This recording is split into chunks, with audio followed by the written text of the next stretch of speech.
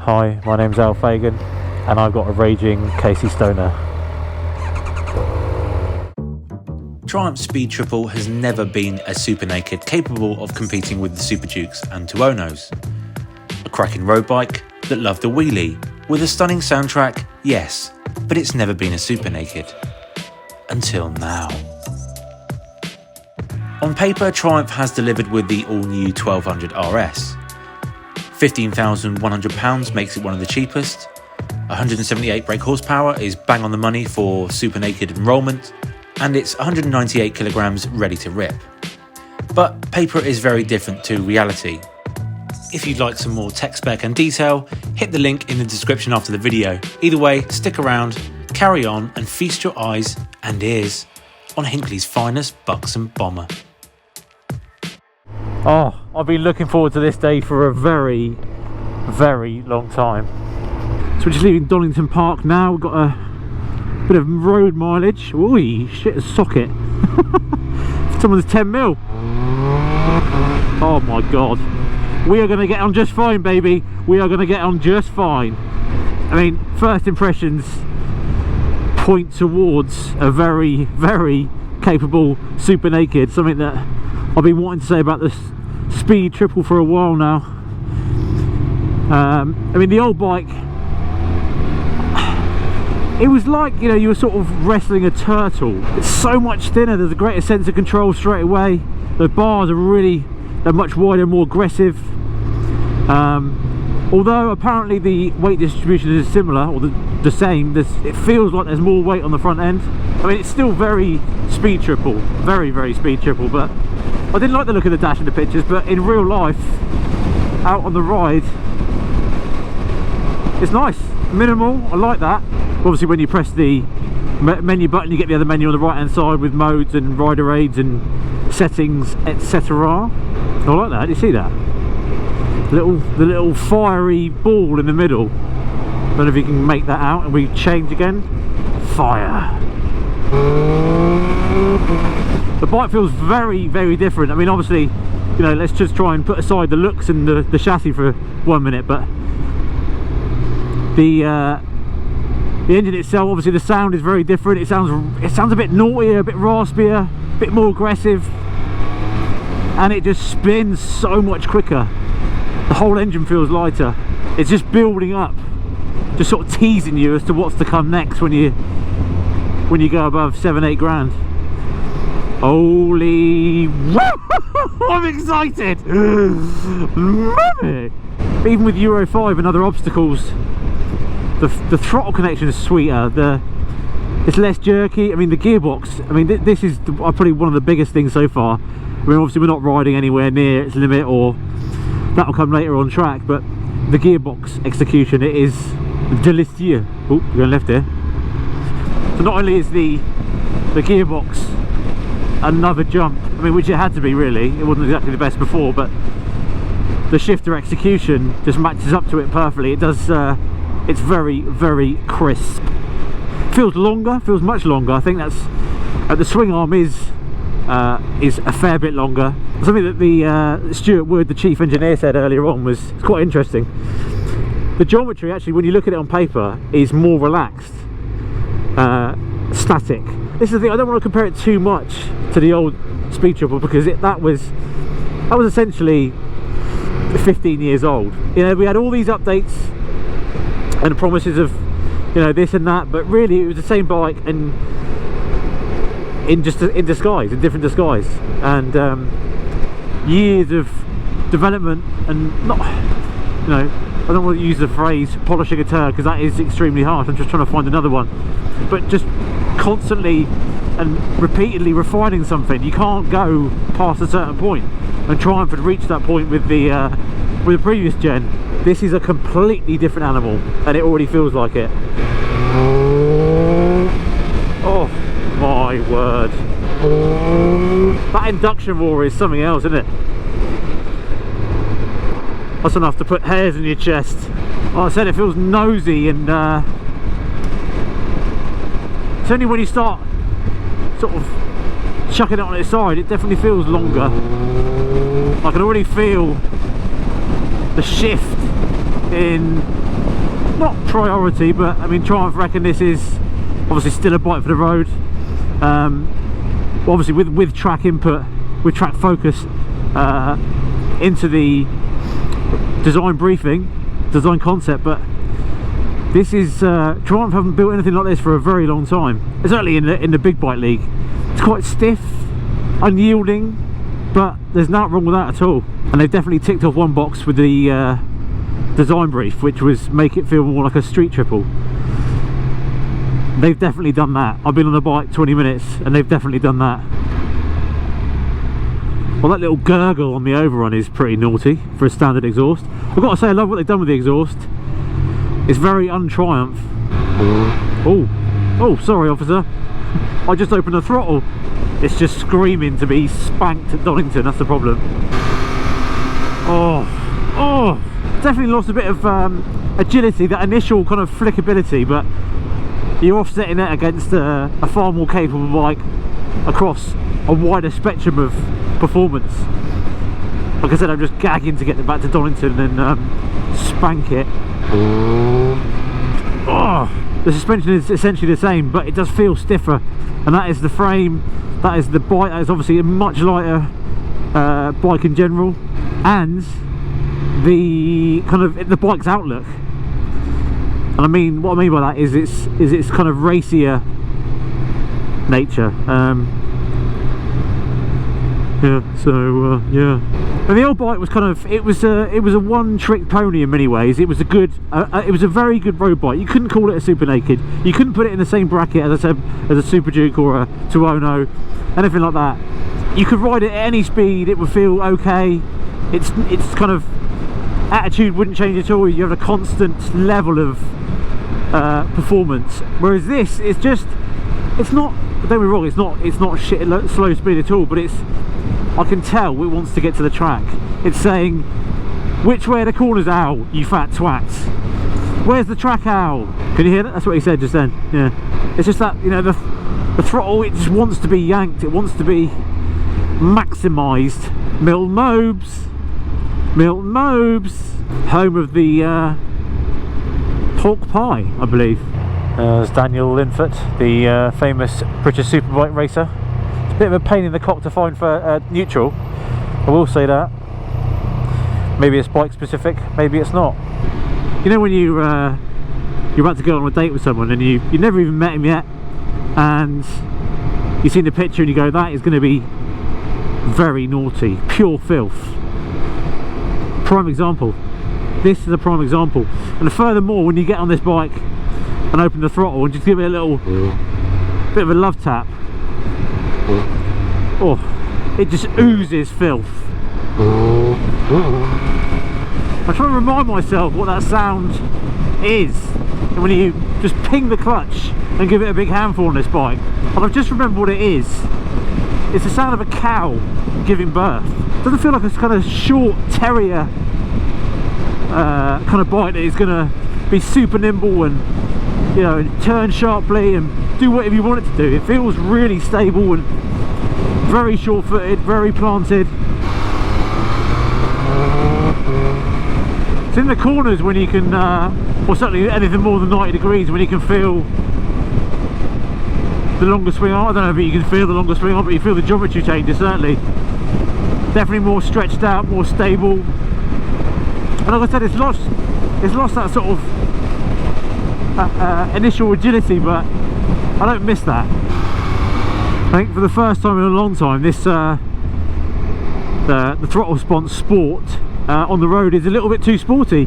Very responsive. I suppose you could just get used to it and you ride around it, but initially it was quite sharp, quite very responsive, and kind of runs you wide if you're not expecting it.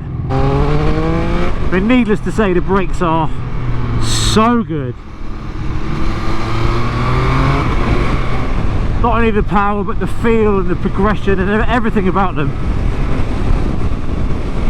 And obviously that's a shout out for the suspension too. So I've been in the saddle now for roughly 2 hours, and I think there's a lot of things that jump at you, and one of them being when is a speed triple not a speed triple. and that is when it's a speed triple 1200 RS. One thing I was thinking just back then was just how much more sensitive and how much this chassis, this new chassis, supplies feedback. It is so much more sensitive to the road beneath you, the surface beneath you. And again, we haven't played about suspension too much, but it definitely feels it's on the stiff side. The whole setup of this bike, chassis, suspension, is on the stiff side. Of course, the bike's lighter, so you have to take that into account as well. But it's definitely a racier, more aggressive approach on the 1200 RS. It's kind of what it feels like in that sort of agility kind of thing. Is, you know, you got the Super Duke, which is, you know, ridiculously sharp, super quick steering, stability is not high on KTM's list. And then you got Tuono, which is, again, it's quick steering but nowhere near as sharp as the KTM. And this is kind of somewhere, this is definitely, the Triumph is definitely leading towards the Aprilia. In it, it's not a scalpel. It's not something you just grab, look and turn. It takes a bit more sophistication in its manner, but look, it's not sluggish by any means. I'm just trying to give you comparisons to judge. And you can see the Audi style aftermarket indicators. They are not standard. What a flipping lovely day. Just need the Spanish Rose now. Well, it's 4:15. We've nearly completed the day on the road, and now it's time for what really, you know, that's where you want to ride a Super Naked, is on track, isn't it? You want to go and smash the granny out of it on track and test it to its true potential. But I mean, £15,000, or just £15,100, is 10 kilos lighter, and it's like 30 brake horsepower more. So really, this is, on paper, right up there with the Super Naked. This is a proper Super Naked, and a Super Naked will shine on track. So I'm hoping the positivity carries on. I mean, I am becoming a little bit tired of the stiffness. I mean, we haven't messed about with the suspension yet. I haven't tried softening it off yet, but it is ball-bashingly hard. Initially I was like, yeah, this is alright, it's fun, exciting, yeah, it's hard, hey, I don't care. But it is becoming a little bit monotonous now. I suppose it's like the KTM in many ways, the Super Duke R, in that you can dial it out. You know, you can put a soft setting in and it absolutely I think it's called the comfort setting in a Super Duke R. Absolutely transforms it. And obviously, as we're coming towards the end of the road ride, all I will say is, if you're thinking of buying a speed triple 1200 RS to be the perfect road scalpel, road tool, then I don't know, I'm not saying think again, but think wisely, because it's nothing like the old bike. The old bike was a lovely sofa, a sporty sofa, but a sofa in comparison with this. And I'm not complaining at all, but it's yeah, you really have to think about it. You know, you constantly think, how the hell Triumph could make a triple better, but this is it. It's every bit as smooth and refined as previously, but just with that added bite at the bottom, and it's much sharper. Like I said, it revs freer, and where the old bike used to just die and you think, oh, this ain't a Super Naked, this motor just pulls and pulls and pulls. So not only do you get the soundtrack, you get the beef to back it up as well. Oh, it's pretty hard to explain exactly what I mean when I'm going to say this, but some of you will know. You got a stiff chassis, and you got a super bike chassis that all it wants to do is grip and be on the side of a tyre. This is what this bike feels like. You know, yet it's lost that kind of initial agility, the sharp steering. I mean, of course, don't get me wrong, I'm talking margins here, but it's lost that kind of initial sharpness in the chassis. But what it does exude is this kind of grip, this newfound grip, mechanical grip, and I can tell it's going to be night and day better on track. I mean, not only do you obviously look at it the last couple of hours on the road, but that feeling you get when you're just stroking it on the side of the tyre, it feels like it's got proper sporting pedigree. Welcome to Donington Park.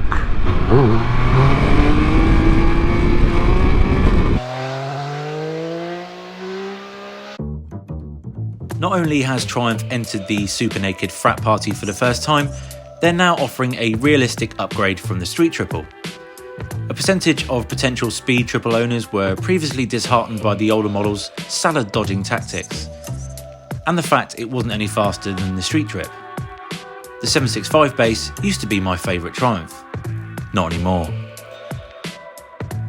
And given the engine's superhero antics, surely it's a matter of time before we see a fully fared version of the 1200 RS? It seems like an utter waste if it doesn't happen, but naturally Triumph wouldn't comment.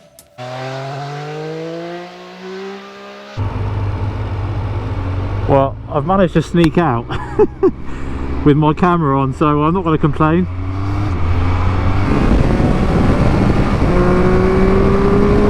Oh yes! It's got so much power, but it's quite deceptive because it's so smooth. Alright, couple of sighting laps complete there, Nigel.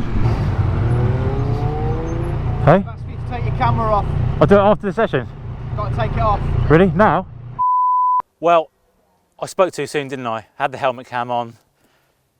Should have been 3 sessions in this beautiful sunlight as the evening set in here at Donington Park, and the MSV, trying to think of another word other than came over and banished the camera away. So I spoke too soon, but I'm so glad we came here to Donington to try this, because it's very smooth, it's very easy, and as I said before, it's deceptively fast because just how smooth it is. And you come on track and this engine comes alive. It is ridiculously fast. And I've never ridden a bike, I can tell you this now, I've never ridden a bike where you can hold 4th gear through Craners, down through the old hairpin, and all the way up into McLean's. All the way with 4th gear, just because of how wide that spread of power is. A lot of these Super Nakeds these days, particularly the Super Duke R, the Street Fighter, the Tuono, they're more hard hitting, particularly the twins, but the parameter, the working parameter of the power is less. This has a massive parameter of usability, massive. I think not just Super Nakeds, but in terms of engines, this is one of the most usable engines in existence. Now I will say, just because of how smooth it is, like I said, it's deceptively fast, but it's also a little bit lackluster in comparison with the other Super Nakeds. And as I say, numerous times, until we have the bikes on a test, in a group test, I won't go too far into it, but this is definitely the sensible man's, the aging man's Super Naked. And I don't mean that in a derogatory term. What I mean is it's not as hard hitting, it's not as loony, it's not as leery as a lot of the other, or most of the other Super Naked. So it is unique, it's fast, like I said, but chassis wise, on the track, the harder you ride it, the better it is in terms of the engine. But I will say it's not as fluid as some of its rivals. And that is partly, I think, down to suspension setup. And I didn't get the chance properly to try out a proper, have a play around with the suspension and sort of dial it in if you like. The forks felt good, but in terms of the shock, it really suffered, quite pumped a lot. And I don't know whether that's to do with the changes made to the swing arm pivot and the long swing arm, but I certainly would like more time to have a proper go at setting it up. The other thing that surprised me was the braking. I mean, these brakes are good. They did fade after a while, but I think that's just a case of getting a bit too hot. And I would have liked a nice remote spanner just to stop the lever travel. But braking, this bike, nothing's going to beat it, I'll tell you that. As I said, this is like a bit of a warm-up to what we're going to do with the bike. The Super Naked class this year, the Street Fighter V4, the Super Duke R and the Super Duke RR, and the Aprilia Tuono. This sector has come alive thanks to this bike. So yeah, as the sun sets here at Donington Park, can't wait to get back out on the Speed Triple 1200 RS.